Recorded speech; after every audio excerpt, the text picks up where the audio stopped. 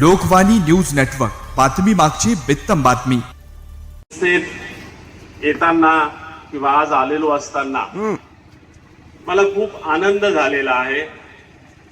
त्याचं कारण असं की तुमची संस्था ज्या विचाराची आहे त्याच विचाराचा मीही आहे आणि आपल्या एका समविचारी संस्थेमध्ये आपण जातो आहोत, विद्यार्थ्यांशी संवाद करतो आहोत, संस्था चालकांशी आपला परिचय होतो आहे. ही गोष्ट माझ्यासाठी आनंदाची आणि अभिमानाची आहे. तुमच्या शिक्षण संस्थेचं नाव सर्वोदय आहे आणि आमच्या शिक्षण संस्था ज्या संस्थेत मी शिकलो ती जी शिक्षण संस्था होती हिंगोली जिल्ह्यातील वसमत तालुक्याची, ती शिक्षण संस्था एका सर्वोदयी नेत्यानं काढलेली होती. त्या शिक्षण संस्थेचं नावात सर्वोदय नव्हतं, पण जी संस्था काढली त्या संस्था काढणारे जे नेते होते ते सर्वोदयी कार्यकर्ते होते. गंगाप्रसादजी अग्रवाल म्हणून जी महात्मा गांधींच्या विनोबा भावेंच्या सहवासात राहिले होते, त्यांनी आमची संस्था काढली होती. त्या शाळेत माझं शिक्षण झाल्यामुळं सर्वोदय हा जो शब्द आहे तो शब्द किती थोर आहे हे मला माहीत आहे. कारण त्या एका शब्दामध्ये संपूर्ण गांधींचं तत्वज्ञान आलेलं आहे आणि त्या तत्वज्ञानाचा आधार तुमच्या संस्थेला आहे. महात्मा गांधींचं नाव तुमच्या शाळेला आहे. त्याच्यामुळं माझ्यासाठी ही खूप आनंदाची गोष्ट आहे. कारण माझी सगळ्यात जास्त लोकप्रिय कविता गावाकडं चल माझ्या दोस्ता आणि महात्मा गांधींचं मुख्य सूत्र गाव की और चलो हे एकच होते. त्याच्यामुळं देखील मला इथं तुमच्या समोर उभं राहिलो असताना आनंद वाटतो. तुमचं हस्तलिखित जे आहे, तुम्ही लिहिलेल्या कविता, तुम्ही लिहिलेले लेख, तुम्ही संकलित केलेल्या जात्यावरच्या ओव्या, तुम्ही संकलित केलेला शिवाजी महाराजांचा पाळणा, तुम्ही लिहिलेली आईवरची कविता, हे बसल्या बसल्या सगळं मी सुरुवातीला वाचत होतो. कारण सत्कारामध्ये बराच वेळ सुरुवातीचा जाणार होता आणि तेवढ्या वेळामध्ये उगाच इकडं तिकडं पाहत बसण्यापेक्षा आपल्या समोर आणून ठेवलेला आहे तर अंक चाळला पाहिजे म्हणून पूर्ण अंक मी चाळला आणि तो इतका सुंदर आहे, इतक्या चांगल्या पद्धतीचं लेखन आणि संकलन तुम्ही केलेलं आहे की फक्त काही ठिकाणी मूळ लेखक कवींची नावं यायला पाहिजे होती, ती राहून गेलेली आहेत. त्याच्यामुळं काय होतं की बऱ्याचदा त्या विद्यार्थ्यांनी ते लिहिले असं वाटतं. काही गोष्टी विद्यार्थ्यांनीच लिहिलेल्या आहेत पण काही त्यांनी संकलित केलेल्या आहेत. त्यामुळे फक्त त्याच्या खाली नाव संकलक म्हणून टाका आणि मूळ कवीचं नाव टाका. उदाहरणार्थ कुसुमाग्रजांची कविता आहे, अनाम वीरा जिथे जाहला तुझा जीवनांत, संभ उभारून तिथे कुडीना पेटविली वात, ही जी कविता आहे तर या कवितेच्या खाली विद्यार्थ्याचंच नाव लिहिण्यात आलेलं आहे. विद्यार्थ्याचं नाव संकलक म्हणून लिहा आणि मूळ कवी कुसुमाग्रज म्हणून लिहा. आणि हे नुसतं असं आता हस्तलिखित न ठेवता याचा छापील अंक सुद्धा करावा. थोडा खर्च लागेल पण पोरांसाठी ते फार चांगलं होईल कारण त्यांनी खूप चांगलं लिहिलेलं आहे. शिक्षकांनी खूप चांगलं संकलन आणि संपादन केलेलं आहे तर त्यांचं कौतुक सुद्धा होईल. हस्तलिखित सगळ्यांना पाहता येणार नाही. अंक काढला, अंकात फोटो फिटो नाही छापले तर कमी खर्चात अंक काढता येतो. पोरांचं साहित्य लोकांपर्यंत जाऊ शकतं. तसा प्रयोग तुम्ही करायला हरकत नाही. कारण शाळेमध्ये प्रामुख्यानं वार्षिक अंक प्रिंट स्वरूपात कुणी काढत नाहीत फारसे. काल मी तुम्हाला सांगितलं की त्या कुडत्रेला गेलो होतो. त्या कुडत्रेला मात्र त्या लोकांनी शाळेचा अंक काढला होता आणि विद्यार्थ्यांच्या कविता छापील. पण त्या अंकामध्ये ज्या दर्जाचं साहित्य नव्हतं त्याच्या कितीतरी चांगलं साहित्य तुमच्या विद्यार्थ्यांनी संकलित केलेलं आहे. त्याच्यामुळे त्यांचा जो हक्क आहे तो हक्क नक्कीच पुस्तकामध्ये त्यांचं साहित्य प्रकाशित व्हावं असा आहे. तुमच्या इथली जी मराठी भाषा आहे ती मराठी आहे पण मराठी नाही. तुमच्या इथली कानडी भाषा जी आहे ती कानडी आहे पण कानडी नाही. कारण दोन्ही भाषा एकमेकींमध्ये मिसळून गेलेल्या आहेत. मराठी बोलणारे कानडीच्या हेलमध्ये बोलतात आणि कानडी बोलणारे मराठीच्या हेलमध्ये बोलतात. त्याच्यामुळे खूप छान वाटतं. म्हणजे या बाउंड्रीवरची कानडी सुद्धा आतल्या कानडी भाषकांना खूप चांगली वाटत असणार, जशी आम्ही आतल्या मराठी भाषकांना ही बाउंड्रीवरची मराठी छान वाटते. तुमचे उच्चार छान वाटतात, वेगळे वाटतात आणि एकमेकांच्या गळ्यात गळा घालून हातात हात घालून चालणाऱ्या दोन्ही भाषा इथं आहेत. तुम्ही विद्यार्थी सुद्धा दोन्ही भाषकांचे आहेत, हायस्कूल सुद्धा दोन्ही भाषांचा आहे. त्याच्यामुळे हे जे भाषा संगम तुमच्या इथं घडलेला आहे तो भाषा संगम मला बाहेर जे भाषा वैर दिसत आहे त्याच्यावरचा फार मोठा जालिम उपाय वाटतो की इथं भाषेचा संगम झालेला आहे. दोन भाषा एकमेकांमध्ये मिसळलेल्या आहेत आणि खूप चांगल्या पद्धतीनं त्या इथं नांदत आहेत भांडण न करता. नाही तर भाषांची भांडणं आपण भारतभर, जगभर, महाराष्ट्रभर पाहतोच आहोत. पण इथं भाषांचं भांडण किंवा वैर न होता त्यांचा छानपैकी संगम झालेला पाहायला मिळतो. तर तुमच्या इथं ज्यांनी मला आग्रहानं बोलवलं, 2-3 वर्षापासून जे माझ्या संपर्कात होते, ज्यांनी माझा परिचय करून दिला, त्या प्राध्यापक चौगुले सरांनी मला काही गोष्टी सांगितल्या की सर हे अमुक बोला तमुक बोला, कारण त्यांनी माझे काही कार्यक्रमाचे व्हिडिओ पाहिलेले असण्याची शक्यता आहे. मग तुमच्यासाठी काय आवश्यक आहे ते मी बोलावं असं त्यांना वाटत असणार. त्यांच्या सूचना लक्षात घेऊन मी माझ्या पद्धतीनं तुमच्या समोर बोलण्याचा प्रयत्न करणार आहे. आणि प्रामुख्यानं मी विद्यार्थ्यांनो तुमच्यासाठी बोलणार आहे, कारण हा कार्यक्रम तुमचा आहे. मी विद्वत्तापूर्ण भाषण तर मुळीच करणार नाही. तुमच्याशी छानपैकी संवाद करत, तुमच्याशी गप्पा मारत मी बोलणार आहे. बाकीच्या प्रौढांनी व्यासपीठावरच्या आजूबाजूला बसलेल्या तुमच्याशी एकरूप होऊन त्या भाषणाचा आस्वाद घ्यावा अशी मी त्यांना विनंती करतो. कारण त्यांच्यासाठी विद्वत्तापूर्ण बोलू लागलो तर पोरं कंटाळतील, बोर होतील. म्हणून त्यांना न बोर होऊ देता कसं मला जास्तीत जास्त बोलता येईल चांगलं, तसा मी प्रयत्न करणार आहे. खूप मोठी शाळा आहे, खूप सुंदर शाळा आहे, खूप सुंदर विद्यार्थी आहेत. जसं मी तुम्हाला सांगितलं की तुमची भाषा सुंदर आहे, तसे तुमचे विद्यार्थी सुंदर आहेत, विद्यार्थिनी सुंदर आहेत. आता मी महाराष्ट्रभर फिरत असतो, पण दिसायला इतके सुंदर पोरं महाराष्ट्रात इतरत्र नाहीयेत. तुमच्या शाळेत लई सुंदर पोरं आहेत, सुंदर पोरी आहेत. म्हणजे दिसायला सुद्धा सौंदर्य त्यांच्याकडे आहेत. असायला तर सौंदर्य आहेच आहे, पण दिसायलाही त्यांच्याकडे सौंदर्य आहे. त्याच्यामुळे त्यांच्याकडे पाहून बोलताना मला सुद्धा आनंद वाटतो. मला इथं आल्याच्या नंतर तुमच्या इथल्या संस्था चालकांनी विचारलं की तुमचं वय एवढं मोठं आहे, 65 वर्ष, ते वाटत का नाही 65 वर्ष इतकं तुमचं वय? तर त्यांना सांगितलं असा मी रोजच पोरांमध्ये असतो, पोरांमध्ये मिसळून जातो. त्या पोरांमध्ये मिसळून गेल्यामुळं कदाचित त्या पोरांचं बालपण, लहानपण माझ्यामध्ये येत असावं, त्यांच्याकडून मला तरुण राहण्याचं बळ मिळत असावं. त्याच्यामुळं तुमच्याशी एकरूप होण्याचा मी नेहमीच प्रयत्न करत असतो. मराठीला जे विद्यार्थी आहेत, आता हे सगळे 5वी पासून पुढचे विद्यार्थी आहेत समोरचे, पण 5वीला जे विद्यार्थी आहेत ते विद्यार्थी 2 वर्षापूर्वी 3रीला होते, बरोबर आहे? कोण कोण आहेत 5वीला विद्यार्थी? हात वर करा. हा, करा हात खाली. 2 वर्षापूर्वी तुम्ही 3रीत असताना तुम्हाला एक माझी कविता होती अभ्यासक्रमामध्ये. आता जी 6वीला मुलं आहेत त्यांना 3 वर्षापूर्वी होती, जी 7वीला मुलं आहेत त्यांना 4 वर्षापूर्वी होती, जी 8वीला मुलं आहेत त्यांना 5 वर्षापूर्वी होती, जी 9वीला मुलं आहेत त्यांना 6 वर्षापूर्वी होती. पण सगळ्यांना माझी कविता अभ्यासक्रमाला होती. आठवते का तुम्हाला कविता? कोणती आहे रे? मला माहित आहे मुलांना ती मी सांगितलं तर लवकर आठवत नाही. कवितेचं नाव सांगतो. कवितेचं नाव होतं दोस्त. हा, आता आलं लक्षात. बरोबर आहे ना? माझी एक गाय होती, म्हणजे पाठ आहे तुम्हाला पुढची ओळ. माझी एक गाय होती, तोच माझा दोस्त होता, त्याला कसे विसरू. म्हणजे तुम्हाला ती कविता पाठ आहे. तर तुम्हा सगळ्यांना 3रीला असताना माझी ही कविता होती. तर ही कविता काय आहे? तर मी माझ्या दोस्तावर लिहिलेली, बरोबर आहे? माझा दोस्त कोण होता?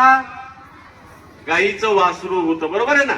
मी शेतकऱ्यांचा मुलगा असल्यामुळं, शेतात आखाड्यावरच माझं सगळं बालपण गेलेलं असल्यामुळं माझे मित्र म्हणजे मुलं तर होतेच शाळेतले, पण शेतातले सगळे प्राणी माझे मित्र होते.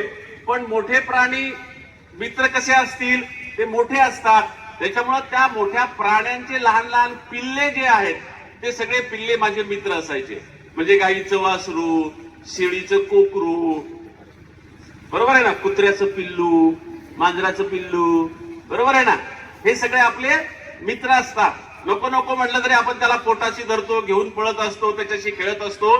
तसा माझा तो दोस्त होता. माझ्या गाईचं एक वासरू, त्या वासरावर लिहिलेली कविता ती तुम्हाला अभ्यासामध्ये अभ्यासक्रमात ठेवलेली होती.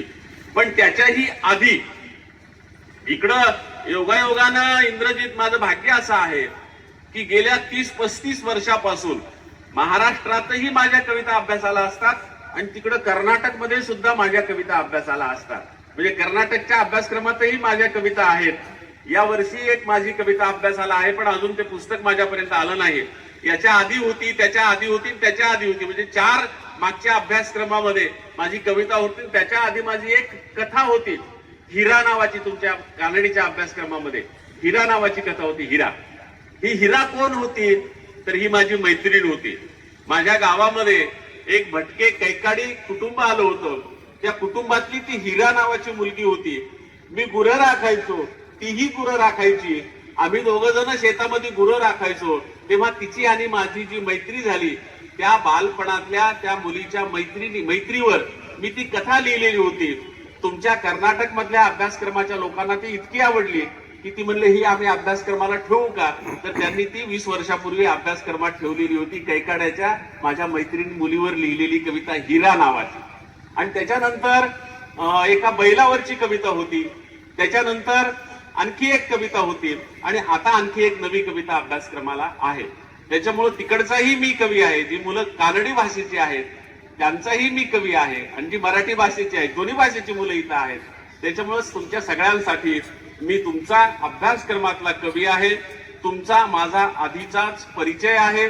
त्या कवितेच्या निमित्तानं एवढं मी तुम्हाला सुरुवातीला सांगतो. महाराष्ट्रामध्ये याच्या आधी म्हणजे ही 3रीला जी कविता लागली त्याच्या आधी 21 वर्ष 5वीच्या पुस्तकात माझी एक कविता होती. त्या कवितेचं नाव होतं बाप. त्या कवितेचं नाव होतं बाप. ती कविता जेव्हा अभ्यासक्रमाला होती तेव्हा मी गॅदरिंगला गेलो की पोरांना विचारायचो, पोरो माझ्या कवितेचं नाव काय आहे रे? तर ती तुमच्यासारखी सगळी पोरं एका आवाजात सांगायचे बाप. मग मी म्हणायचो त्या बाप कवितेचा मी बाप आहे. त्याचं कारण ती कविता मी जन्माला घातलेली होती, ती माझी मुलगी होती आणि अभ्यासक्रमात टाकून पाठ्यपुस्तक निर्मिती मंडळानं तुमच्याकडे पोरांकडे पाठवलेली होती. त्या पोरांना विचारायचो आवडली होती का रे तुम्हाला?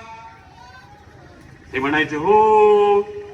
मग मी हळूच विचारायचो माझी मुलगी तुम्हाला आवडली होती? मग ती मुलं लहान लहान खाली मान घालून लाजायची. त्यांना काय कळायचं माहित नाही.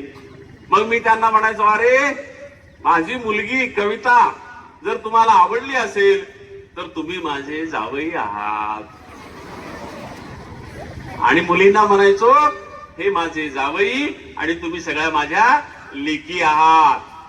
अशी गंमत करायचो तेव्हा. तर ती कविता जी होती ती शेतकरी बापावर लिहिलेली कविता होती. मी सगळ्या कविता फक्त आणि फक्त शेतकऱ्यांवर लिहिलेल्या आहेत. तर 5वीच्या पुस्तकातली ती कविता शेतकरी बापावरची कविता होती. तर ती कविता 21 वर्ष अभ्यासक्रमात का होती? एकाच वर्गाला. त्याचं कारण होतं की ही कविता खेड्यापाड्यातल्या मुलांना फार आवडली होती. त्याच्यामुळं शिक्षक सगळे म्हणायचे की ही कविता मुलांना फार आवडते, ही कविता बदलू नका. त्याच्यामुळे एकदा नव्हे, दोनदा नव्हे तर 3 वेळा पुन्हा पुन्हा अभ्यासक्रम बदलला तरी ती कविता अभ्यासाला लागली होती. ती मुलांना आवडणारी पण मोठ्यांसाठी लिहिलेली शेतकरी बापाची दुःख आणि शेतकरी बापांचे प्रश्न सांगणारी कविता. ती कविता आपण म्हणूयात सुरुवातीला. चालेल? ऐकायची तुम्हाला? तयार आहेत तुम्ही? कुठे तयार?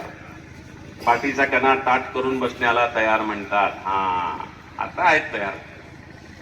मी हाताची खून करील त्या पद्धतीनं छानपैकी टाळ्या वाजवायच्या आणि शेवटपर्यंत त्याच तालात त्याच रिदम मध्ये वाजवायच्या.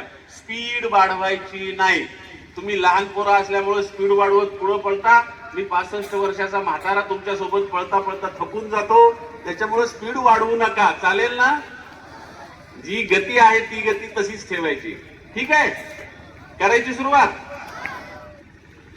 शेतामधी माझी खोप तिला बोराटीची झाप. तिथं राबतो कष्ट तो माझा शेतकरी बाप. शेतामधी माझी खोप तिला बोराटीची झाप. तिथं राबतो कष्ट तो माझा शेतकरी बाप. लेतो अंगावर चिंध्या खातो मिरची भाकर. लेतो अंगावर चिंध्या खातो मिरची भाकर. सॉरी, एक मिनिट थांबा फक्त. हवे तो अंगावर चिंध्या खातो मिरची भाकर. काळी ऊसाची पाचट जगा मिळाया साखर. लेतो अंगावर चिंध्या खातो मिरची भाकर. काळी ऊसाची पाचट जगा मिळाया साखर. काटा त्याच्याच कापाई त्यानं काय केलं पाप. काटा त्याच्याच कापाई त्यानं काय केलं पाप. शेतामधी माझी खूप तिला बोराटीची झाप. तिथं राबतो कष्ट तो माझा शेतकरी बाप. माझा बाप शेतकरी उभ्या जगाचा पोशिंदा. माझा बाप शेतकरी उभ्या जगाचा पोशिंदा. त्याच्या भाळी लिहिलेला रात दिस काम धंदा. आम्ही कष्टाच खातो जग करी हा पाहाप. आम्ही कष्टाच खातो जग करी हा पाहाप. शेतामध्ये माझी खूप तिला बोराटीची झाप. तिथं राबतो कष्ट तो माझा शेतकरी बाप. माझा बाप शेतकरी उभ्या जगाचा पोशिंदा. त्याच्या भाळी लिहिलेला रात दिस काम धंदा. कष्ट सारे त्याच्या हाती दुसऱ्याच्या हाती माप. कष्ट सारे त्याच्या हाती दुसऱ्याच्या हाती माप. शेतामध्ये माझी खूप तिला बोराटीची झाप. तिथं राबतो कष्ट तो माझा शेतकरी बाप. बाप फोडी तो लाकड माय पेटवी ते चुला. बाप फोडी तो लाकड माय पेटवी ते चुला. घामा मागल्या पिठाची काय चव सांगू तुला. आम्ही कष्टाच खातो जग करी हा पाहाप. आम्ही कष्टाच खातो जग करी हा पाहाप. शेतामध्ये माझी खूप तिला बोराटीची झाप. तिथं राबतो कष्ट तो माझा शेतकरी बाप. शेतामध्ये माझी खूप तिला बोराटीची झाप. तिथं राबतो कष्ट तो माझा शेतकरी बाप. माझा शेतकरी बाप. माझा शेतकरी बाप. माझा शेतकरी बाप. माझा शेतकरी बाप. माझा शेतकरी बाप.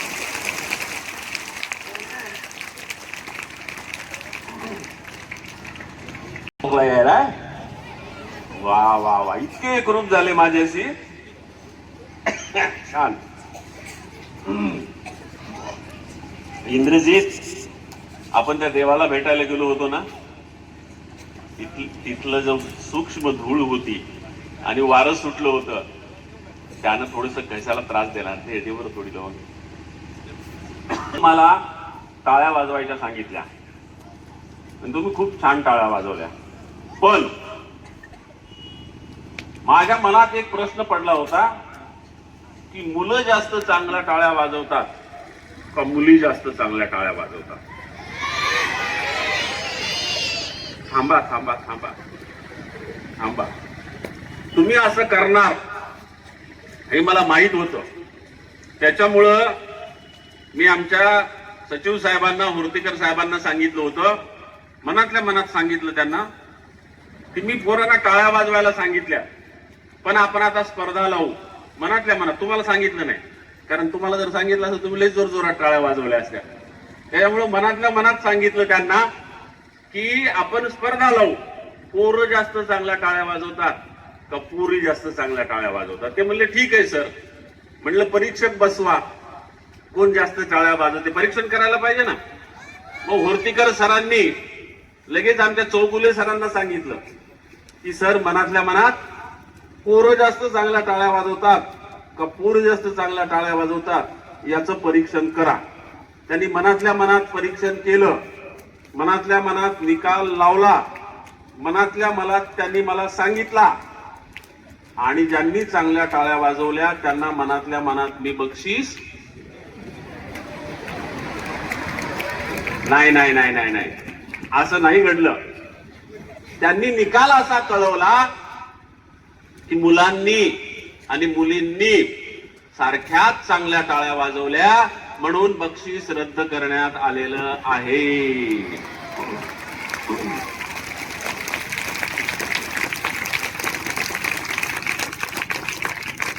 बक्षीस रद्द करण्यात आलेलं आहे म्हणल्यावर तुम्ही टाळ्या वाजून आम्हाला बक्षीस द्यायले उलट. काट्या कुट्याचा तुडवीत रस्ता माझ्या गावाकडं चल माझ्या दोस्ता. काट्या कुट्याचा तुडवीत रस्ता माझ्या गावाकडं चल माझ्या दोस्ता. कशी उन्हात उन्हात तळतात माणसं, कशी मातीत मातीत मळतात माणसं. कशी उन्हात उन्हात तळतात माणसं, कशी मातीत मातीत मळतात माणसं. कशी खातात जीवाला खस्ता माझ्या गावाकडं चल माझ्या दोस्ता. काट्या कुट्याचा तुडवीत रस्ता माझ्या गावाकडं चल माझ्या दोस्ता. काळ्या बापाचं हिरवं रान, काळा माईन पिकवलं सोनं. काळा बापाचं हिरवं रान, काळा माईन पिकवलं सोनं. पण त्यांच्या घामाचा भाव लई सस्ता माझ्या गावाकडं चल माझ्या दोस्ता. काट्या कुट्याचा तुडवीत रस्ता माझ्या गावाकडं चल माझ्या दोस्ता. माझ्या गावाकडं चल माझ्या दोस्ता. माझ्या गावाकडं चल माझ्या दोस्ता. माझ्या गावाकडं चल. मी मुंबईला एका श्रीमंत मुलांच्या शाळेत म्हणत होतो, तर तिथल्या मुलांनी तुमच्यासारख्या उत्स्फूर्तपणे टाळ्या नाही वाजवल्या. ती लई श्रीमंत शाळेतली मुलं होती. किती श्रीमंत शाळेतली मुलं होती? ती काय होर्तिकर साहेबांच्या पूर्वजांनी काढलेली ही तुमच्यासारखी सर्वोदय विद्यालयाची महात्मा गांधी विद्यालय होती का? गोरगरिबांसाठी काढलेली होती का शाळा ती? ती शाळा या देशातल्या सगळ्यात श्रीमंत उद्योगपतीनं काढलेली सगळ्यात श्रीमंत मुलांची शाळा होती. 15 वर्षापूर्वी त्या शाळेत मी गेलो तेव्हा पहिलीची फीस 5 लाख रुपये होती आणि मॅट्रिकची फीस 25 लाख रुपये होती. आता त्यांची फीस काय आहे माहित नाही. मी 15 वर्षापूर्वीचे तुम्हाला सांगितलं.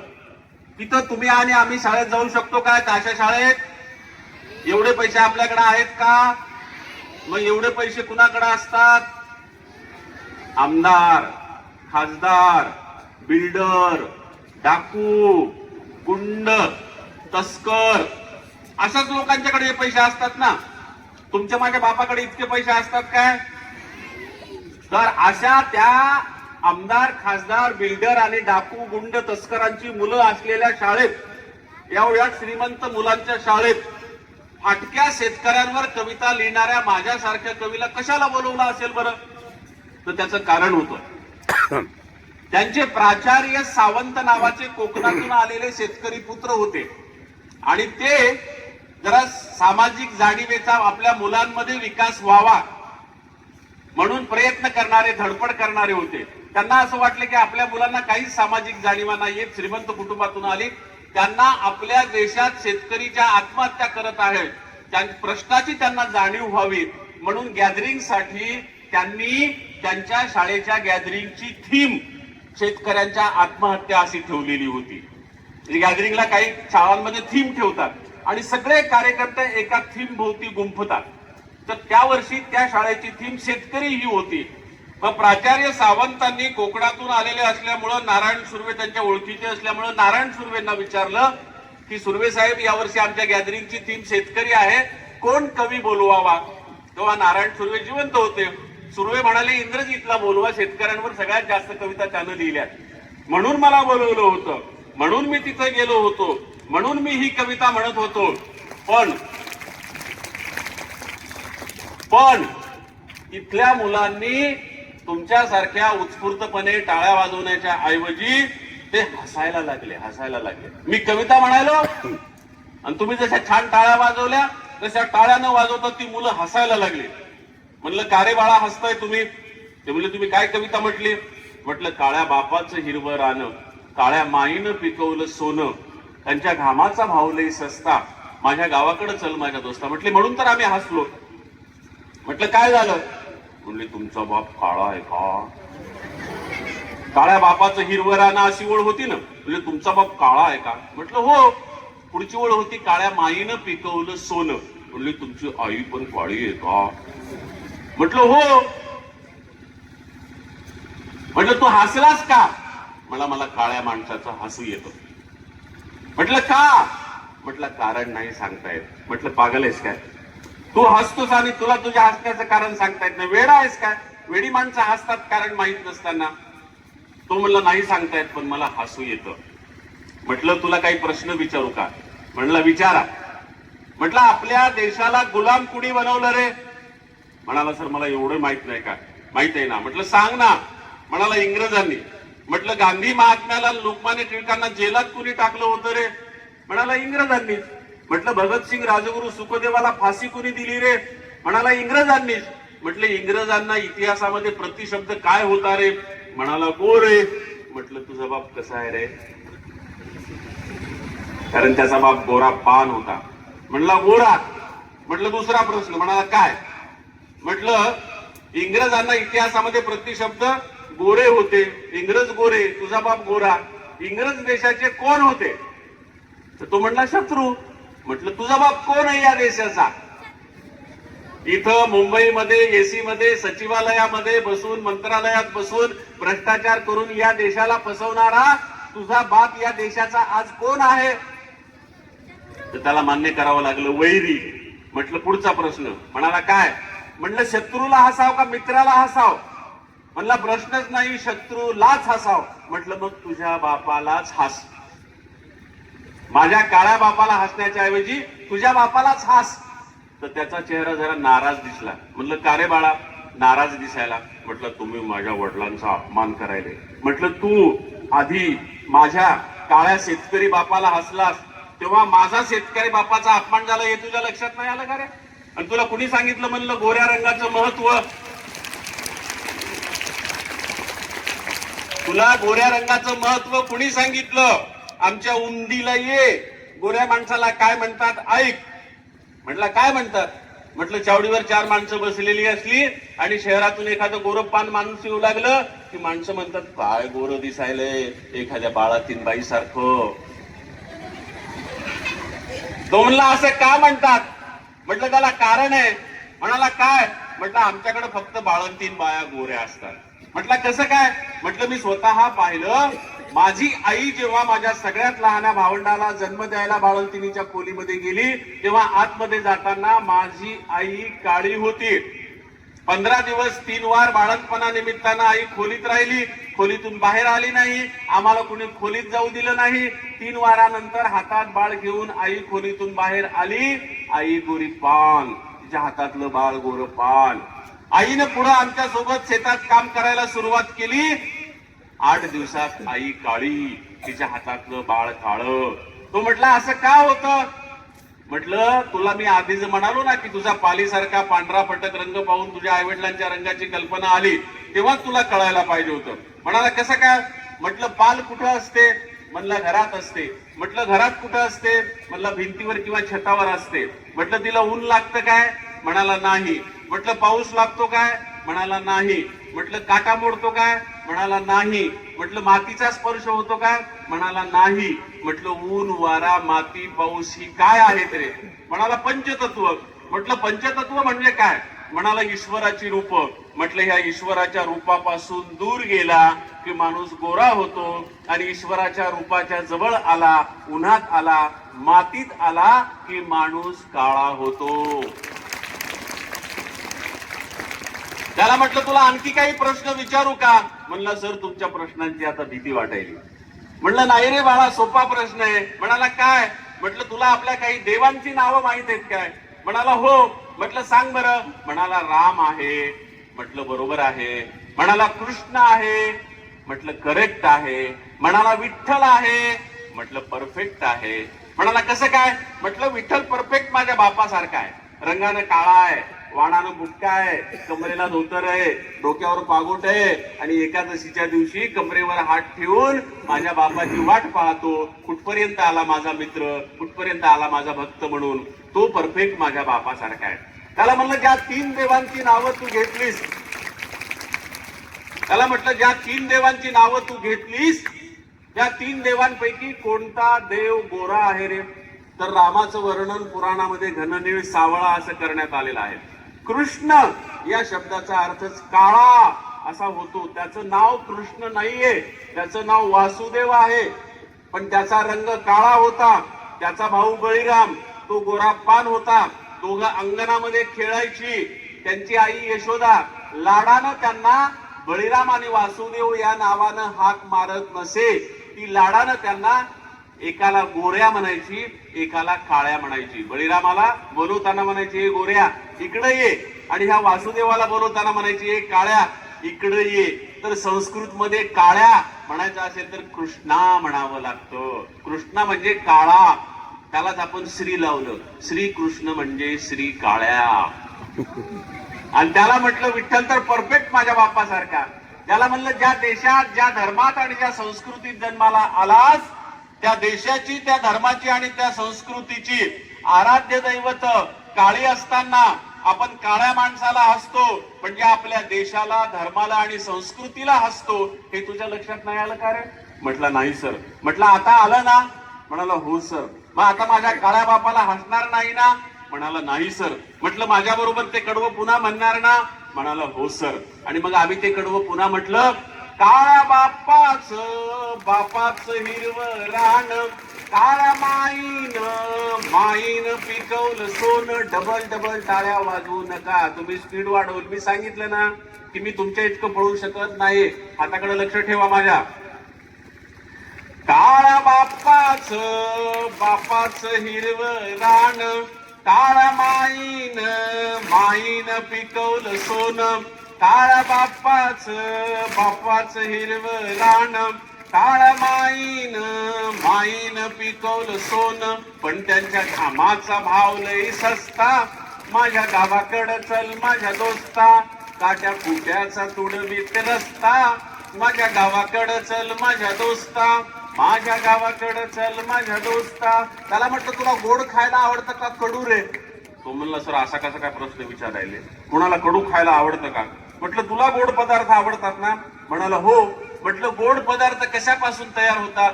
म्हटलं साखरेपासून तयार होतात. म्हटलं साखर कुठून येते? म्हणला डब्यातून. मुंबईतल्या मुलांना शेतात कुठं काय पिकतं ते माहित नसतं. भुईमुगाच्या शेंगा जमिनीत लागतात आणि मुगाच्या शेंगा वरी झाडाला लागतात हे त्यांना माहित नसतं. तसं त्या मुलांना विचारलं, हे तुम्ही वर येऊ नका, पुन्हा तुम्ही अजिबात वर येऊ नका, मध्ये मध्ये येऊ नका. कुणाला तहान लागलेली नाही, थंडीचे दिवस आहेत.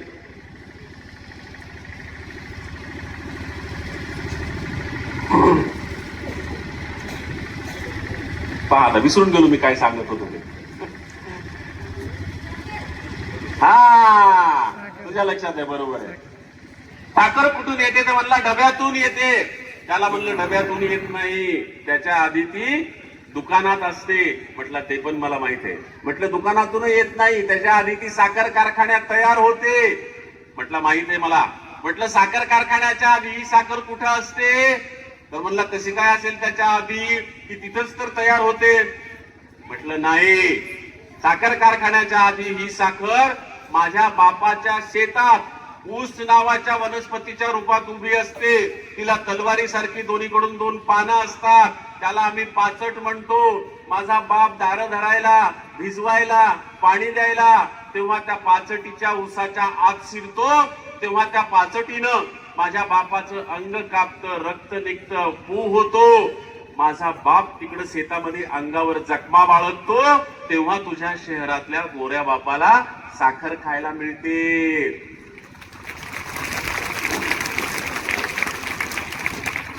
इथं डब्यात तुला साखर लागते गोड, तिथं शेतात माझ्या बापाच्या हाताला फोड. इथं डब्यात तुला साखर लागते गोड, तिथं शेतात माझ्या बापाच्या हाताला फोड. पण भाव ठरतो त्याला न पुसता, माझ्या गावाकडं चल माझ्या दोस्ता, काट्या कुट्याचा तुडवीत रस्ता. माझ्या गावाकडं चल माझ्या दोस्ता. जेव्हा दुष्काळ गिरत्या घाली, तेव्हा गावाला कुणी न वाली.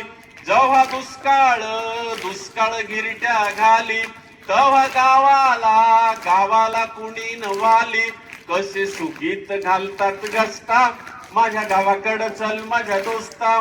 काट्या कुट्याचा तुडवीत रस्ता माझ्या गावाकडं चल माझ्या दोस्ता या भूमीचा मूळ अधिकारी बाप झालाय आज भिकारी या भूमीचा मूळ अधिकारी बाप झालाय आज भिकारी गाव असून झालाय फिरस्ता माझ्या गावाकडं चल माझ्या दोस्ता काट्या कुट्याचा तुडवीत रस्ता माझ्या गावाकडं चल माझ्या दोस्ता कशी उन्हात तळतात माणसं कशी मातीत मळतात माणसं कशी खातात जीवाला खस्ता माझ्या गावाकडं चल माझ्या दोस्ता काट्या कुट्याचा तुडवीत रस्ता माझ्या गावाकडं चल माझ्या दोस्ता माझ्या गावाकडं चल माझ्या दोस्ता माझ्या गावाकडं चल माझ्या दोस्ता.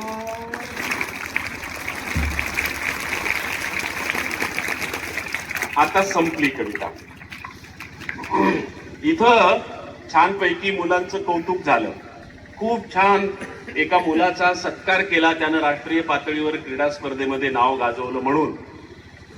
एका मुलीनं माझं चित्र काढलं म्हणून तिचा गौरव केला. माझ्या कार्यक्रमानंतर सगळ्या मुलांचे मेरिट मध्ये आले म्हणून आपणाला गौरव करायचे आहे. पण मुलांनो, मी शाळेत असताना असा माझा गौरव कधीही झाला नाही. का? तर मी कधी मेरिट मध्ये आलोच नाही. मी तुमच्यासारखा आपला सर्वसाधारण होतो. सर्वसाधारण म्हणजे किती सर्वसाधारण? तर चौथीला मी फुकट पास झालो, सातवीला मी ढकल पास झालो आणि मॅट्रिकला मी सरळ नापास झालो. खरं ये मी उगाच सांगणं झालो की मी चौथीला फुकट पास, सातवीला ढकल पास आणि मॅट्रिकला नापास झालो होतो. आता हे तीनच वर्ग का सांगितले? तर आमच्या काळामध्ये हे 3 वर्ग म्हणजे बोर्डाची परीक्षा म्हणायची. चौथीला पहिला बोर्ड, सातवीला दुसरा बोर्ड आणि मॅट्रिकला तिसरा बोर्ड. आम्ही चौथीला गेलो तेव्हा आम्हाला अत्यंत मऊ स्वभावाचे पण आडनाव लोखंडे असलेले एक गुरुजी होते. स्वभाव अत्यंत मऊ मोवाळ पण नाव लोखंडे. त्याला काय करणार? लोखंडे गुरुजीने आम्हाला बोलावलं, म्हणाले पोरो हो, या वर्षी तुमची परीक्षा अवघड आहे रे. म्हटलं काय झालं सर? म्हणाले यावर्षी आम्ही तुमच्या परीक्षा घेणार नाहीत. म्हटलं मग? ते म्हणाले यावर्षी बोर्डाची परीक्षा आहे. म्हटलं म्हणजे काय? म्हणाले तुम्हाला यावर्षी दुसऱ्या गावातल्या दुसऱ्या शाळेतल्या दुसऱ्या गुरुजी समोर जाऊन परीक्षा द्यायची. आम्ही म्हटलं आम्ही यावर्षी नापास होणार. ते म्हटले का बरं? म्हटलं तुम्ही आपले गुरुजी होते, ओळखीचे गुरुजी होते, माझ्या बापाचे दोस्त होते म्हणून पास करायचे. ते नवे गुरुजी काय माहिती नाही काही नाही, ते आम्हाला कशाला पास करतील? ते म्हणले नाही नाही, अभ्यास केला की माणूस पास होते. मग आम्हाला टेन्शन आलं की गुरुजी किती म्हणले अभ्यास केला तरी पास. आम्हाला टेन्शन आलं की आता आपण यावर्षी नापास होणार. पण आमचं टेन्शन आमचं घरानं देवानं ऐकलं. त्या वर्षी महाराष्ट्रात भयंकर दुष्काळ पडला. 1973ला मी चौथीला होतो. महाराष्ट्रात भयंकर दुष्काळ पडला आणि कोरोना काळात जसे उद्धव ठाकरे या मुख्यमंत्र्यानं सांगितलं की कोण्यात पोरांच्या परीक्षा घेऊ नका, तसं त्या काळात वसंतराव नाईक मुख्यमंत्री होते. त्यांनी सांगितलं कोणत्याही वर्गाच्या परीक्षा घेऊ नका, मागच्या वर्गातली पोरं पुढच्या वर्गात बसवा. त्याच्यामुळे चौथीला परीक्षा न देता फुकट पास झालो. पुढं 5वी 6वी 7वीला आजोळला गेलो. तिथं आम्हाला शिकवायला फार चांगले गुरुजी होते. राजहंसाच्या स्वभावाचे पण आडनाव कावळे असलेले गुरुजी होते. ते काही विचित्रच असतं, आडनाव वेगळं माणसं वेगळी असतात. अगदी राजहंसाच्या स्वभावाचे ते कावळे गुरुजी म्हणाले पोरो 7वीला म्हणाले आम्हाला या वर्षी अवघड परीक्षा. म्हटलं काय? म्हणाले बोर्ड. म्हणाला आम्हाला माहित आहे बोर्ड म्हणजे काय. दुसऱ्या गावातल्या दुसऱ्या शाळेतल्या दुसऱ्या गुरुजी समोर परीक्षा. म्हणले हो. म्हटलं कुठं जायचं आपणाला या वर्षी? ते म्हणले पूर्णा जंक्शन. म्हटलं ठीक आहे. कावळे गुरुजीच आम्हाला घेऊन गेले. कावळे गुरुजी तिथंच राहत होते. कावळे गुरुजीच्याच घरी आम्ही राहिलो. कावळेबाईंनी आम्हाला छान छान स्वयंपाक करून खाऊ घातला. रोज आम्ही परीक्षेला जायचो. 3 दिवस परीक्षा दिली. शेवटच्या दिवशी कावळेबाईंनी आम्हाला गोड गोड शिरा करून खाऊ घातला. कावळे गुरुजींनी आम्हाला आमच्या आयुष्यातला पहिला पिक्चर त्या दिवशी दाखवला. त्याच्या आधी आम्ही कधी पिक्चर पाहिला नव्हता. पिक्चर कसा पाहतात माहित नव्हतं. त्याच्यामुळे ते एकदम दृश्य जवळ एकदम दृश्य लांबचं ते काही चित्रपट आम्हाला कळेना. सिनेमाच्या टाकीमध्ये वर फॅन होते. आमच्या आयुष्यात आम्ही फॅन खाली पहिल्यांदा बसलेलो होतो. कावळेबाईंनी गोड शिरा खाऊ घातला होता. छानपैकी फॅन खाली बसलेलो होतो. उन्हाळ्याचे दिवस होते. त्याच्यामुळं पिक्चर आम्हाला काही माहित नाही. आम्ही गाढ झोपी गेलो. पिक्चर संपल्यावर कावळे गुरुजींनी हलू हलू उठील आम्हाला. अरे उठा. आम्हाला सवय अशी होती की एकदा झोपलं की सकाळीच उठायचं, मध्ये उठायचं नाही. आम्हाला वाटलं कोण उठवायले घरातलं. आम्हाला विसरून गेलो आम्ही पिक्चरच्या टाकीमध्ये आहोत. कावळे गुरुजींनी आणले विसरून गेलो. म्हणलं घरचंच कोणीतरी उठवायलो. आम्ही त्यालाच लाथा मारलो का उठवायला आम्हाला म्हणून. कावळे गुरुजीने आम्हाला उठवा रे म्हणले. उठा, पिक्चर संपला, घरी चला. मग आमच्या लक्षात आलं, घरी आलो. दुसऱ्या दिवशी कावळे गुरुजीने आम्हाला आमच्या घरी आणून सोडलं. उन्हाळाभर छानपैकी गुरं राखली आणि जून महिन्यामध्ये शाळा उघडल्या की गुरुजींनी आम्हाला शाळेत बोलावलं. म्हटलं आता कशाला शाळेत बोलवलं असेल. ते म्हणले तुमचा निकाल आला या.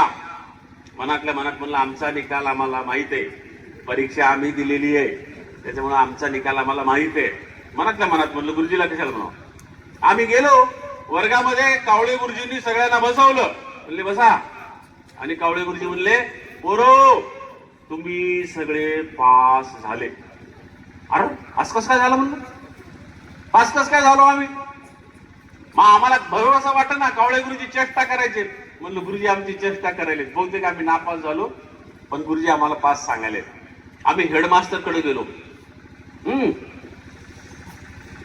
आणि हेडमास्टरकडे गेल्याच्या नंतर हेडमास्टरला विचारलं आम्ही कसं काय पास झालो. हेडमास्टर म्हणले अरे तुम्ही पास झालेले नव्हते, पण तुमच्या डोळ्यात आम्ही काही स्वप्न पाहिलेली आहेत. त्या स्वप्नांचे मारेकरी आम्हाला व्हायचं नव्हतं, म्हणून आम्ही तुम्हाला कमी पडलेले ग्रेस मार्क दिलेले आहेत आणि पास केलेला आहे. म्हटलं म्हणजे. म्हणले तुम्हाला पुढच्या वर्गात ढकलण्या इतके मार्क दिलेले आहेत. तुम्ही ढकल पास झालेले आहात. चौथीला फुकट पास, सातवीला ढकल पास. 1979 साली मी मॅट्रिकला होतो. त्या वर्षी ना महाराष्ट्रात दुष्काळ पडला, ना राजहंसाच्या स्वभावाचे कावळे गुरुजी भेटले. त्याच्यामुळं ना फुकट पास झालो ना ढकल पास झालो. सरळ सरळ मोठ्यानं सांगा ना नापास. आता नापास झाल्यावर आम्ही खाली मान घालून गेलो कॉलेज घरी. वडिलांना आधीच कळालं होतं. वडिलांनी जवळ बोलावलं. म्हणले निकाल कळाला का. म्हटलं हो. म्हणले आता तुम्ही काय करणार आहात. माझे वडील. आता कुठल्याही बापानं पोराला बोलवल्यावर गधड्या नापास झाला 2 थोबाडीत मारून विचारायला पाहिजे कसं काय पास केलं नाही, अभ्यास केला नाही, काय नाही, तर काय नापास झाला तू. पण माझे वडील अत्यंत सुसंस्कृत होते. ते इतके सुसंस्कृत होते की त्यांनी आयुष्यात कधीही तोंडातून अपशब्द वापरला नाही आणि आम्हाला मारण्यासाठी अंगाला 5 बोटं लावली नाही. अत्यंत सुसंस्कृत होते आणि ते रागावले की जास्त सुसंस्कृत व्हायचे. त्याच्यामुळे जेव्हा वडील मुलाला म्हणजे मला विचारतायत, आहो जाऊ बोलतायत की तुम्ही आता काय करणार आहात. म्हटलं प्रकरण लई बिघडलेलं आहे गड्या आता. त्यामुळे खाली मान घालून उभं राहिलो. म्हणलं आपण जे सांगणार आहात तेच आम्ही करणार आहोत. ते म्हणाले तुम्ही करण्यासारखं जगात आता एकच काम शिल्लक राहिलेलं आहे. म्हटलं सांगा. ते म्हणले ढोरं वळा, गुरं राखा. तुमच्याकडे गुरं राखा म्हणत असतील, आमच्याकडे ढोरं वळा. म्हटलं हो. मला इतका आनंद झाला कारण एरवी आम्ही गुरंच राखायचो. रविवारी गुरं राखायचो, दिवाळीच्या सुट्टीत गुरं राखायचो, उन्हाळ्याच्या सुट्टीत गुरं राखायचो. त्याच्यामुळे गुरं राखा म्हणल्यावर आम्हाला वाईट नाही वाटलं, आनंद वाटला. आणि वर्षभर मी गुरं राखली. इतकी चांगली गुरं राखली, इतकी चांगली गुरं राखली, इतकी चांगली गुरं राखली की गुरं राखणाऱ्यांच्या कोणी स्पर्धा घेतल्या असत्या तर महाराष्ट्रात मेरिटमध्ये माझा पहिला नंबर आला असता. पण गुरं राखणाऱ्याच्या कोण स्पर्धा घेत नाहीत. तुमच्या इकडे एका बाउंड्रीवर, कर्नाटक आणि महाराष्ट्राच्या बाउंड्रीवर एका गावात दवन हिप्परगा नावाचं गाव आहे. तर ते त्या गावामध्ये गुराख्यांच्या, सालगड्यांच्या आणि शेतमालकांच्या सगळ्यांच्या स्पर्धा घेतात आणि त्यांना बक्षिसं देतात. एका वर्षी मला पारितोषिकाला बोलवलं होतं वितरण करण्यासाठी. मी गेलो होतो. आपले किती चांगली गोष्ट आहे, गुराख्यांच्या स्पर्धा घेतात. माझ्या वेळेस जर कोणी गुराख्यांच्या स्पर्धा घेतल्या असत्या तर महाराष्ट्रात माझा पहिला नंबर आला असता. तुम्ही म्हणसाल कसे गुरं राखले, तर मी कधीही गाईला मारलं नाही. मी कधीही हातात काठी घेऊन गुरं राखली नाहीत. माझ्या खंडीभर गायी होत्या. मी गोठ्यात जायचो, गायीची बिरडी सोडायचो, मी पुढं चालायचो, माझ्या खंडीभर गायी माझ्या पाठीमागे यायच्या. शेतात गेल्यावर एखादी गाय पिकात गेली आणि पीक खाऊ लागली तर मी कधीही काठी मारून तिला बाहेर काढलं नाही. आतमध्ये जायचो, तिच्या गळ्याला धरायचो आणि बांधावर घेऊन यायचो. एखादी घसमुसळी गाय ऐकली नाही तर मी तिला तिथं सोडून द्यायचो. मी बांधावर यायचो, उंच आवाजात रडायचो. तुम्ही म्हणाल रडायचे का, तर मला माहित होतं की या शेताचा मालक येईल आणि माझी गाय त्याचं पीक खात आहे हे पाहिल आणि आल्यावर त्या गायीच्या आधी त्या काठीनं तो मला बडवील. म्हणून मी उंच आवाजात रडायचो की आता आपल्याला मार खावा लागणार आहे.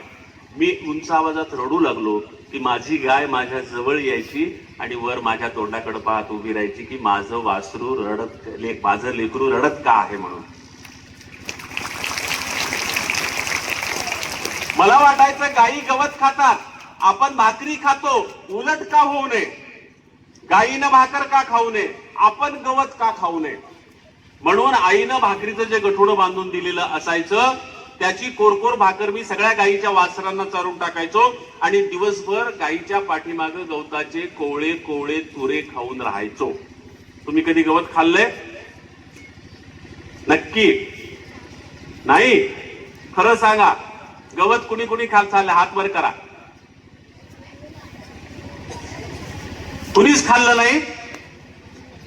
नक्की? मेथीची भाजी खाता?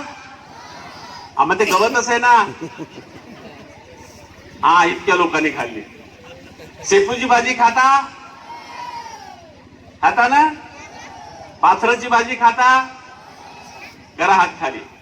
अरे ही सगळी गवतं आहेत. त्यातली चवदार गवतं बाजूला काढून आपण त्याच्या भाज्या केल्या आणि अजून कितीतरी वेगवेगळ्या चवीची गवतं आहेत ज्याच्या भाज्या आपण केल्या नाही. ज्या काळामध्ये मी हे करत होतो प्रयोग, त्या काळात दिवसभर गायीच्या पाठीमागे वेगवेगळ्या गवताचे तुरे खाऊन पाहायचो. इतके चवदार गवतं आहेत अजूनही. 70 ते 80 प्रकारच्या चवी गवताच्या मी चाकलेल्या आहेत. पुढे महाराष्ट्राचे उपमुख्यमंत्री आणि गृहमंत्री आर पाटील माझे मित्र झाले. मुंबईला 4-4 दिवस गप्पा मारायला त्यांच्या चित्रकूट बंगल्यावर बोलवायचे आणि कधी मधी मूड आला, वेळ मिळाला तर तिथल्या सगळ्यात मोठ्या ताज नावाच्या हॉटेलमध्ये जेवायला न्यायचे. काय काय खाऊ घालायचे इंद्रजीत. पण तिथं सुद्धा मला या गवताच्या चवीच्या भाज्या खायला मिळाल्या नाहीत. इतके सुंदर गवताच्या चवी मी चाकल्या. मला सांगा, इतकी चांगली गुरं कुणी राखली असतील का रे? इतकी चांगली गुरं कुणी राखली असतील का? आता तुम्हीच परीक्षण करा. महाराष्ट्रात मेरिटमध्ये पहिला आलो असतो का नाही? पण माझ्या बापानं माझं कौतुक केलं नाही. मी गुरं राखली इतकी चांगली, त्याचं माझ्या बापानंही कौतुक केलं नाही, मला एक पैसाही दिला नाही. गुराखी लावला असता तर त्याला हजारो रुपये द्यावे लागले असते, पण मी घरचाच गुराखी होतो. पण वर्षभर गुरं राखली ना, त्या गुरं राखण्याची गुराखोळ मी माझ्या बापाच्या बापाला सोडली नाही. वसूल केली. कशी वसूल केली माहित आहे? पुढे जेव्हा मी लेखक झालो तेव्हा वर्षभर गुरं राखली त्या अनुभवावर गायी घरा आल्या नावाचं पुस्तक लिहिलं. 1995 साली ते पुस्तक प्रकाशित झालं आणि महाराष्ट्रात मराठी भाषेत प्रकाशित झालेल्या 1200 पुस्तकांपैकी सगळ्यात उत्कृष्ट ललित गद्याचं पुस्तक म्हणून महाराष्ट्र शासनानं त्याला 15,000 रुपयाचं बक्षीस दिलं. त्या बक्षिसाची रक्कम आता 1 लाख रुपये झालेली आहे.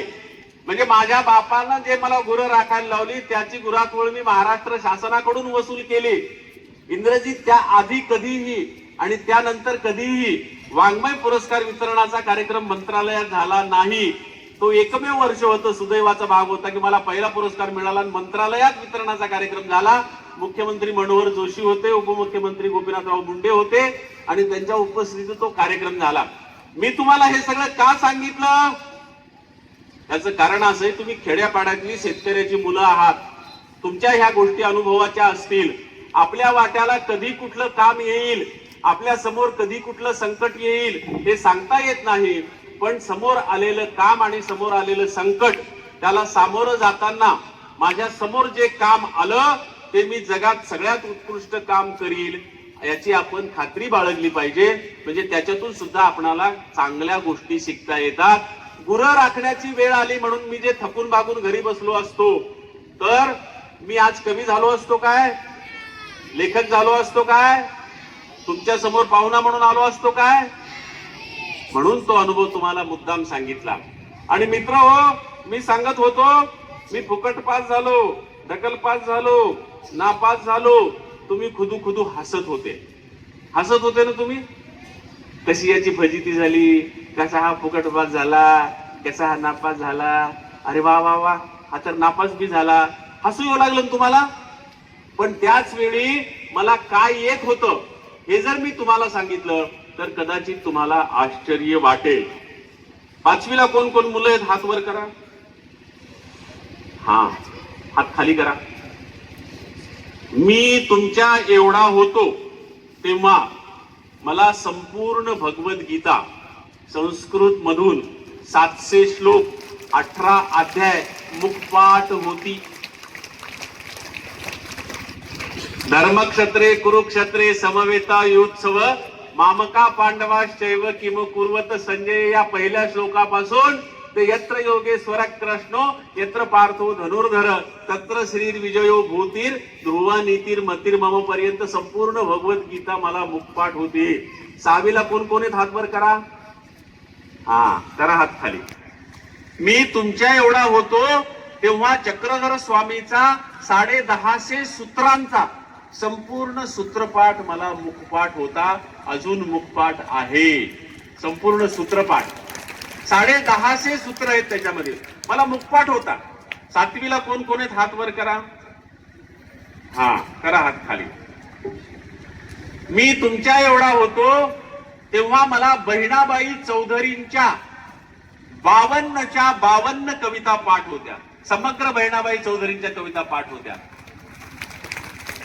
तुम्ही म्हणाल सगळ्या कविता कशा पाठ केल्या. आम्हाला एक बहिणाबाईंची मन नावाची कविता होती. मन वडाय वडाय उभ्या पिकातलं ढोर किती हाकला हाकला फिर येत पिकावर मन मोकाट मोकाट त्याले ठाई ठाई वाटा जशा वाऱ्यानं चालल्या पाण्यावरल्या रे लाटा. ही मनावरची फार सुंदर कविता होती. ती कविता मला एवढी आवडली की मी 7वीला असताना ती कविता मुखपाठ केली. मी ती हावभाव करून त्या लहानपणी इतकी सुंदर म्हणायचो की माझे वडील गावात पाहुणे रावळे जमा झाले, हिऱ्या वंशाचा लग्नाचा कार्यक्रम असला की मला खांद्यावर बसून घेऊन जायचे. जसं इंद्रजीत आज त्याच्या शाहू भाषेचं कौतुक करतो तसं वडील मला खांद्यावर घेऊन जायचे.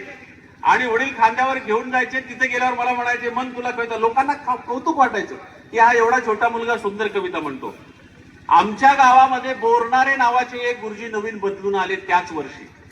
ते गुरुजींनी माझी कविता ऐकली आणि गुरुजी म्हणाले, अरे ही आमच्या बहिणाबाईंची कविता तू इतकी चांगली कशी काय म्हणतो. मग मी त्यांना प्रश्न विचारला, आमची बहिणाबाई म्हणजे काय. तर म्हणले मी बहिणाबाईंच्या गावचा आहे, आसोद्या नावाच्या गावचा आहे. बोरणारे नावाचे गुरुजी न्हावी समाजाचे होते. ते म्हणले मी बहिणाबाईच्या गावचा आहे, आमच्या गावची आहे बहिणाबाई. मला इतका आनंद झाला. म्हटलं त्यांची शेपूट धरली पाहिजे आता बहिणाबाईच्या गावच्या माणसांची. उन्हाळ्याच्या सुट्ट्या लागल्या की गुरुजींना म्हणलं, गुरुजी मला तुमच्या गावाला यायचंय. ते म्हणले कशासाठी. म्हणलं मला बहिणाबाईच्या सगळ्या कविता पाहिजेत. आणि बोरणारे गुरुजी सोबत आसोद्याला गेलो आणि तिथून एका माणसाचं पुस्तक मिळून सगळ्या कविता वहीत लिहून आणल्या आणि त्या सगळ्या कविता मी पाठ केल्या 7वीला असताना. 8वीला कोण कोण आहेत हात वर करा. हा, हात खाली करा. मी 8वीला असताना 1ली पासून 8वी पर्यंतच्या सगळ्या कविता मला पाठ होत्या, अजूनही पाठ आहेत. पण मी 8वीला असताना 9वीच्या आणि 10वीच्या पुढच्या वर्गाच्याही सगळ्या कविता पाठ केलेल्या होत्या. आणि मला आईच्या जात्यावरच्या ओव्या इतक्या पाठ होत्या, इतक्या पाठ होत्या, इतक्या पाठ होत्या की मलाच माहित नव्हतं किती पाठ होत्या. कारण पाठ होत्या त्याच्यामुळे संख्या कशी सांगणार. पाठ होत्या माहित नव्हतं. पुढे MA करायला विद्यापीठामध्ये गेलो आणि आम्हाला एक लोकसाहित्याचे मोठे शास्त्रज्ञ त्या क्षेत्रातल्या अभ्यासासाठी ज्यांना पद्मश्री पुरस्कार मिळाला ते डॉक्टर प्रभाकर मांडे आम्हाला लोकसाहित्य शिकवायला होते. वर्गात एखाद्या लोकसाहित्याच्या तत्वाच्या विशदीकरणासाठी एखाद्या ओवीची गरज पडली तर त्यांना माहित होतं की इंद्रजितला ओव्या पाठ आहेत. ते वर्गात म्हणायचे, इंद्रजित अशा अर्थाची एखादी ओवी म्हण रे. मी वर्गात उठून उभा राहायचो आणि तशा अर्थाच्या 10 ओव्या म्हणून दाखवायचो. ते म्हणायचे, तुला एक म्हणून दाखव म्हणलं तर 10 ओव्या म्हणतो. तुला किती पाठ आहेत म्हटलं, पाठ आहेत सर, किती आहेत माहित नाही. त्यांच्या टेबलवर 200 पानाचं रजिस्टर पडलेलं होतं. मला म्हणाले, हे रजिस्टर घेऊन जा, तुला पाठ असलेल्या ओव्या लिहून आण. ते रजिस्टर घेतलं. आंबेडकर विद्यापीठाच्या वसतिगृह क्रमांक 1 मध्ये 93 क्रमांकाची माझी खोली होती. त्या खोलीवर आलो आणि मला पाठ असलेल्या ओव्या लिहायला सुरुवात केल्या. बाकी सगळी कामं धामं करत करत एक दिवस संपला, एक रात्र संपली. दुसरा दिवस संपला, दुसरी रात्र संपली. तिसरा दिवस संपला, तिसरी रात्र संपली. तरीही माझं ओव्या लिहिणं संपलं नाही. रजिस्टर संपलं म्हणून मी थांबलो. दुसऱ्या दिवशी वर्गात नेऊन मांडे सरांच्या हातात रजिस्टर दिलं. 5व्या दिवशी वर्गात मांडे सरांनी विचारलं, इंद्रजित माहितीये का तुला किती ओव्या पाठ आहेत? म्हटलं, सर नाही ना, माझा सगळा वेळ लिहिण्यात गेला. ते म्हणाले, माझी सगळी रात्र मोजण्यात गेली. माझी सगळी रात्र तुझ्या ओव्या मोजण्यात गेली. म्हटलं, किती ओव्या पाठ आहेत मला सर? ते म्हणले, तुला जात्यावरच्या 2000 ओव्या पाठ आहेत. 2000 ओव्या. म्हटलं, सर तुमचं रजिस्टर संपलंय म्हणून थांबलोय. दुसरं रजिस्टर दिलं तर मी आणखी ओव्या लिहू शकतो. आणखी काही ओव्या मला पाठ आहेत. ज्याला जात्यावरच्या 2000 ओव्या पाठ होत्या, ज्याला संपूर्ण भगवद्गीता पाठ होती, ज्याला संपूर्ण सूत्रपाठ पाठ होता, ज्याला संपूर्ण बहिणाबाई चौधरी पाठ होती, पहिलीपासून मॅट्रिक पर्यंतच्या कविता पाठ होत्या, तो मुलगा फुकट पास, ढकल पास आणि नापास होत होता. मी नेहमी म्हणतो, तो मुलगा फुकट पास, ढकल पास, नापास होत नव्हता. इथली शिक्षण व्यवस्था फुकट पास, ढकल पास आणि नापास होत होती. कारण या शिक्षण व्यवस्थेला कळत नव्हतं त्या मुलाची परीक्षा कशी घ्यावी आणि त्या मुलाला कळत नव्हतं या शिक्षण व्यवस्थेची परीक्षा कशी द्यावी. मी तसा मेरिटचा विद्यार्थी होतो, पण तरीही फुकट पास, ढकल पास आणि नापास होत होतो. कारण आमच्याकडं आम्हाला शिकवायला गुरुजीच नसायचे. मॅट्रिकला आम्हाला इंग्रजी शिकवायला मास्तरच नव्हता. कसे पास होणार आम्ही? त्यामुळे फक्त इंग्रजी गेलं, नापास झालो. नापास झालो तरी आम्ही शाळेतली सगळीच पोरं नापास झालो होतो आणि नापास पोरांपैकी सगळ्यात जास्त मार्क मला होते. त्याच्यामुळे मी मेरिट मध्ये पहिला आलेलो होतो. शाळेमध्ये पहिला नंबर होता ना माझा, सगळ्यात जास्त मार्क होते, पण सगळेच नापास झाले. त्याला मी काय करू? पुढे बीएला वसमतच्या सर्वोदय शिक्षण संस्थेमध्ये गेलो आमच्या गंगाप्रसादच्या अग्रवालांच्या, आणि डिग्रीला मला जेमतेम 45% मार्क होते. म्हणजे जेमतेम सेकंड क्लास होता. पण संपूर्ण कॉलेजमध्ये कुणालाही सेकंड क्लास मिळाला नाही, सगळे थर्ड क्लास होते. त्याच्यामुळे कॉलेजमध्ये मेरिटमध्ये मी पहिला होतो. आणि MA करायला विद्यापीठात गेलो तेव्हा 8 जिल्ह्यासाठी एकच विद्यापीठ होतं. रामानंद तीर्थ विद्यापीठ नंतर निघाला मी प्राध्यापक झाल्यावर. तर संपूर्ण 8 जिल्ह्यामधून 60% मार्क MA मराठीला केवळ मला मिळाले. त्याच्यामुळे संपूर्ण मराठवाड्यात पहिला आलो आणि मला 3 सुवर्ण पदकं मिळाली होती. अण्णाभाऊ साठेंच्या नावाचं सुवर्ण पदक, वाघो मायदेवांच्या नावाचं सुवर्ण पदक, वाल कुलकर्णींच्या नावाचं सुवर्ण पदक. त्याच्यामुळे मी मेरिटचा विद्यार्थी होतो. पण फुकट पास, ढकल पास हाही माझा इतिहास आहे. मला गुरुजींनी येऊन, चौगुले गुरुजींनी आठवण करून दिली की सर हा सगळा तपशील तुम्ही सांगा. आमची मुलं ज्या परिस्थितीतून तुम्ही आले त्याच परिस्थितीतून आलेली आहेत, म्हणून त्यांच्या समोर हे सगळं कथन करा. म्हणून मी हे सगळं सांगितलं. तुम्हाला मेरिटचं बक्षीस द्यायचंय, पण त्याआधी मी तुमची परीक्षा घेणार आहे. तुम्हाला आता बक्षीस घ्यायची ना? अरे इंद्रजीत, 1 तास झालाय, 60 मिनिटं झालेत मी बोलायला सुरुवात करून. थांबलं पाहिजे ना आता? 1-2 कविता घेतो आणि थांबतो. चालेल? थांबायचं का रे? हो का नाही? कविता म्हणायची? थकले नाही? कंटाळले नाही? भूक लागली नाही? पाठ दुखानं झाली बसून बसून? कविता म्हणायची नाही? मला वाटलं नाहीच्या चालीत नाही म्हणता की काय. पण आधी तुमची परीक्षा घेणार आहे मी. द्याल परीक्षा? द्याल ना परीक्षा? मी तुम्हाला 4 प्रश्न विचारणार आहे. त्या 4 प्रश्नाला 100 मार्क आहे. म्हणजे एक प्रश्न किती मार्कांचा? 25 मार्काचा. या प्रश्नांची उत्तरं दिल्यानंतर जो निकाल लागणार आहे तो निकाल तुमचा नसणार आहे. परीक्षा तुम्ही द्यायची पण निकाल तुमचा नाही. पास नापास तुम्ही होणार नाही. पास नापास कोण होणार आहे? तुमचे शिक्षक आणि तुमचे संस्था चालक. परीक्षा तुम्हाला द्यायची पण निकाल त्यांचा लागणार आहे. कारण आल्यापासून तुमचे सगळे शिक्षक संस्था चालक सांगालेत आमचे पोरं लय हुशार आहेत, आमचे पोरं लय हुशार आहेत, आमचे पोरं लय हुशार आहेत. तर त्यांना खरं ठरवायचं का खोटं ठरवायचं ते तुमच्यावर अवलंबून आहे ना. बरोबर आहे ना. त्यामुळे तुम्ही जर चुकीची उत्तरं दिली तर तुम्ही नापास नाही, हे नापास होणार आहे. चालेल ना. आहेत तयार तुम्ही? कुठं तयार? हा, पाठीच्या कानात ताट करून बसायला तयार म्हणतात. असं माझ्यासारखा भांगावतून हात फिरवायचा मस्तपैकी तयार राहायचं. हा, अरे मला घाम यायला म्हणून मी फिरवायलो. तुम्हाला काय करायचं? तुझ्या डोक्यावर हात कशाला फिरवायला? केसच नाहीत का टक्कल तुझ्या डोक्यावर? आहेत सगळ्यांच्या डोक्यावर केस आहेत. समोर पहा. चला, पहिला प्रश्न. शिवाजी महाराजांच्या वडिलांचं नाव काय? सांगा ना मग. मला ऐकायला आलं नाही. हा, आता ऐकायला आलं. 25 मार्क. 25 मार्क आमच्या होर्तीकर साहेबांना आणि मुख्याध्यापकांना प्राचार्यांना मिळाले. म्हणजे पासच्या जवळ आले. 35ला पास असते ना. हा, दुसरा प्रश्न. शिवाजी महाराजांच्या मुलाचं नाव काय?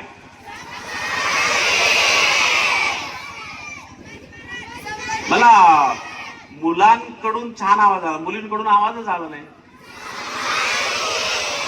हा, correct correct correct. 50 mark fix. Pass झाले पण मेरिट अजून नाही. तिसरा प्रश्न. शिवाजी महाराजांच्या आईंचं नाव काय? 75 मार्क फिक्स मिळाले.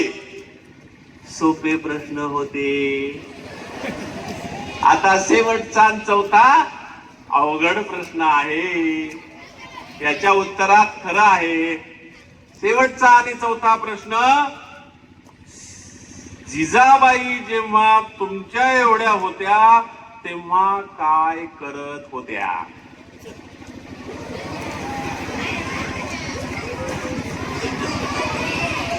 काय करत होत्या? अरे माहिती आहे ना तुम्हाला. मग का थांबला तितका वेळ? मला ऐकू आलं नाही. जोरात सांगा. तलवारबाजी करत होत्या. बरोबर आहे ना तुमच्या एवढा असताना. हा,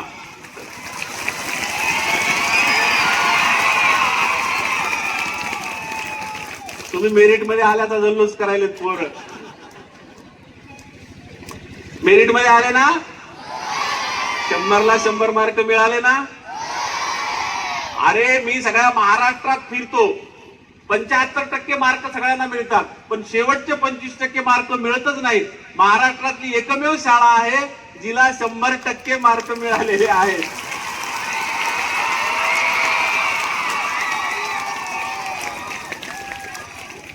तर ह्या जिजाबाई तुमच्या एवढा असताना जे करत होत्या ते मी एका गाण्यात सांगितलेलं आहे. ते गाणं मी तुम्हाला आता ऐकवणार आहे. चालेल ना. तुम्ही थंड. एकुलती एक लाडाची लेक जिजाऊ शिकते भाला फेक. तलवारीच्या ऐवजी भाला फेक घेतलाय मी. एकुलती एक लाडाची लेक जिजाऊ शिकते भाला फेक. कारण माझं नाव भालेराव आहे त्याच्यामुळे तलवारीच्या ऐवजी मी भाला घेतलेला आहे. एकुलती एक म्हणजे काय रे? एकटी. बरोबर आहे ना. त्या मुंबईच्या श्रीमंतांच्या शाळेमधल्या मुलांनी मला काय उत्तर दिलं होतं माहितीये काय?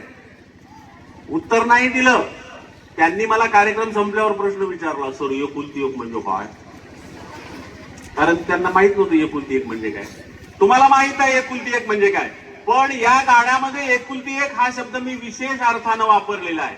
काय अर्थ माहित आहे? ज्या कुळात जिजाऊ जन्माला आल्या त्या कुळात 3 पिढ्यात कुणी स्त्री जन्माला आलेली नव्हती. आधीच्या पिढीत कुणी स्त्री जन्माला आली नाही म्हणजे जिजाऊंना आत्या नव्हती. बरोबरीच्या पिढीत कुणी स्त्री जन्माला आली नाही म्हणजे जिजाऊंना बहीण नव्हती. नंतरच्या पिढीत कुणी स्त्री जन्माला आली नाही म्हणजे जिजाऊंना मुलगी नव्हती.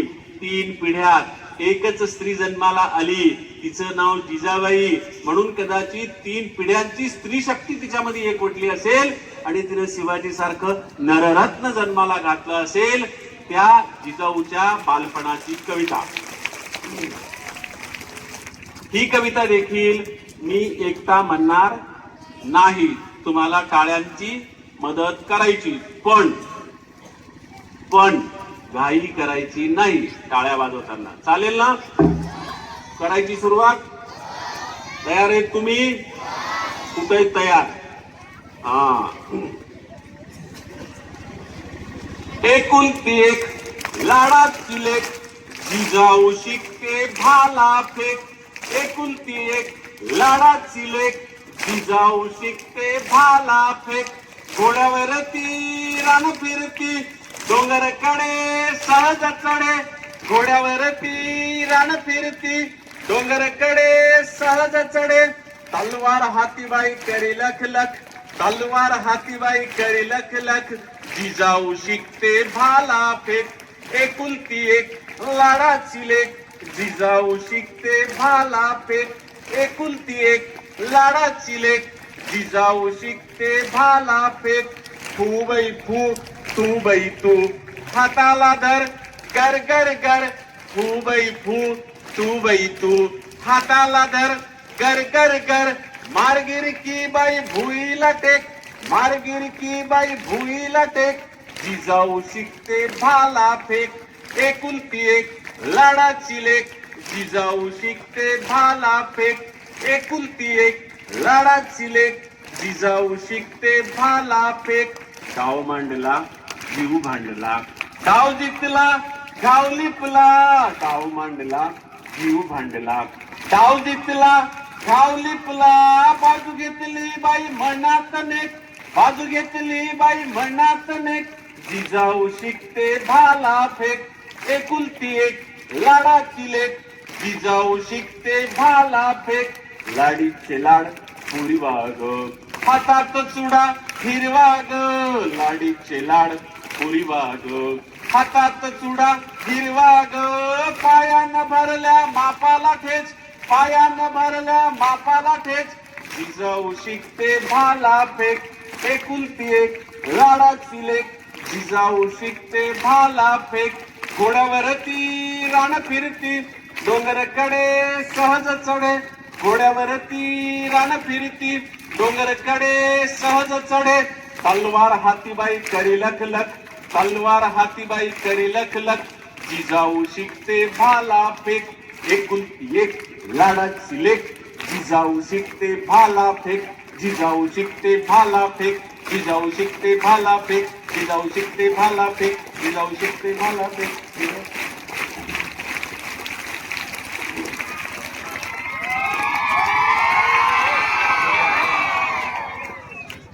आता मला वाटतं शेवटची कविता घ्यायला पाहिजे आणि थांबायला पाहिजे, कारण मलाही जायचंय, खूप दूर जायचंय, लवकर जायचंय. पण आता ही जी कविता आहे लांबच जाईल, लांबच जाईल, लांबच बोला. मुला म्हटल्यानंतर मी काही बोलणार नाही, त्यामुळे ही कविता म्हणण्याच्या आधी मला इथं बोलवलं त्याबद्दल संस्था चालक वर्तीकर साहेब, चौगुले सर आणि इंद्रजित घुले या सोबत सगळ्या संस्था चालकांचं, शिक्षकांचं आभार मानतो. गेल्या 1.5 तासापासून ज्या एकाग्रतेनं तुम्ही माझ्या कविता ऐकून मला दाद दिली त्याबद्दल मी तुमचा खूप खूप आभारी आहे. एक सूचना आहे की मी आलो, 5 कविता म्हटल्या आणि चाललो. कुणाला वाटलं की बाबा इंद्रजित भालेरावांनी 5च कविता म्हटल्या, त्यांनी काय 5च थोड्या लिहिल्यात. मी 500 कविता लिहिल्यात, सगळ्या शेतकऱ्यांवर लिहिल्यात, शेतकरी विषय सोडून कविता लिहिली नाही. ज्यांना कुणाला वाटेल की भालेराव सरांच्या कविता आपल्याजवळ असल्या पाहिजे, ही विद्यार्थ्यांसाठी सूचना नाही, संस्थाचालक, शिक्षक, पालक आणि उपस्थित बाकीच्या प्रौढांसाठी ही सूचना आहे. ज्यांना कोणाला उत्सुकता आहे त्यांच्यासाठी प्रकाशक सोबत आलेले आहेत. माझ्या निवडक कवितांचं, माझ्या समग्र कवितांचं आणि आणखी लहान मुलांच्या कवितांची 3-4 पुस्तकं फक्त उपलब्ध आहेत.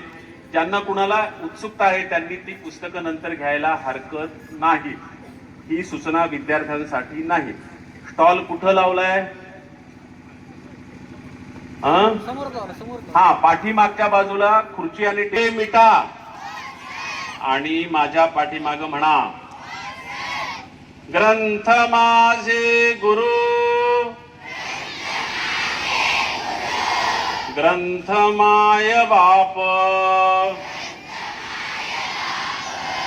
ग्रंथ माझे गुरु, ग्रंथ माय बाप, निवविती ताप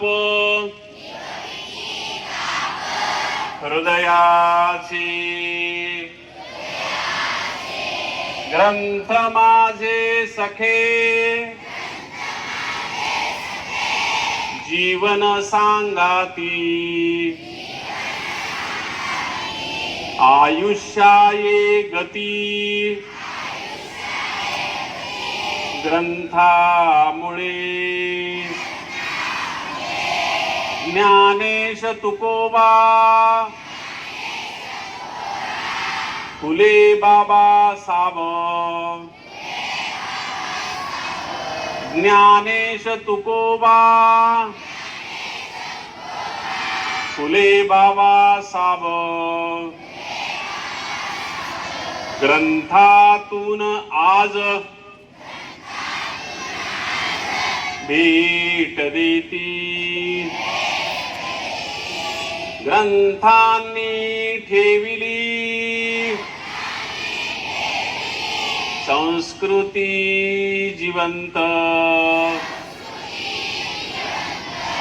म्हणूनच ग्रंथ नित्य घ्यावे, ग्रंथ खरीदावे, ग्रंथ उरी घ्यावे, ग्रंथ भेट द्यावे, वेळोवेळी घरात असावे, ग्रंथांचे कपाट, देवा जसा पाट देव्हाऱ्यात, ग्रंथ ज्याचा जीव,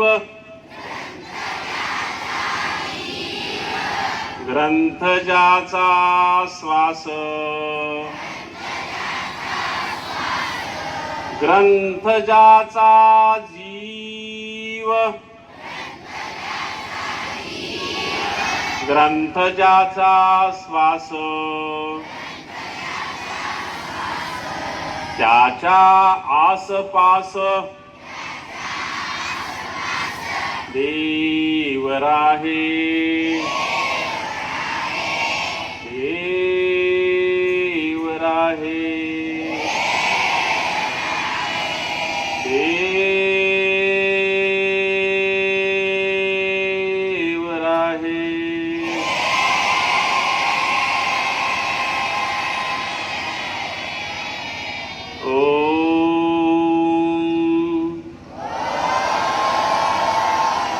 शांती शांती शांती. डोळे उघडा. माझ्याकडे पहा. नमस्कार.